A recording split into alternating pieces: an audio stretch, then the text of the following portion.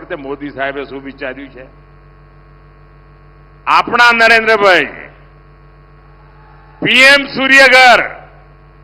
PM સૂર્યઘરમાં મારી યોજના છે, તમારું ઘરનું વીજળીનું બિલ ઝીરો, મફત, કાના માતા વગરનું મફત. સૂર્યઘર યોજનાથી સોલાર પેનલ લાગશે, તમે વીજળી પેદા કરશો.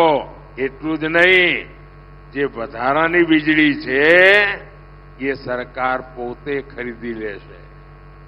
એટલે તમારા ઘરમાં વીજળી તમે હવે આજે બિલ આપો છો ને, હવે તમે વીજળી વેચીને કમાણી કરી શકશો. આ તમારા નરેન્દ્રભાઈ આપવાના છે. એટલું જ નહીં, આજે તમે ગાડીઓ ચલાવો છો ને, પેટ્રોલ ડીઝલનો ખર્ચો કરો છો, સાહેબ એ પણ મારે ઝીરો કરી દેવાનું છે. મફતમાં તમારી પેટ્રોલ ડીઝલની ગાડીઓ તમારી ચાલે, મફતમાં, મફત, કાના માતા વગરનું. અને એનો ઉપાય કેવો?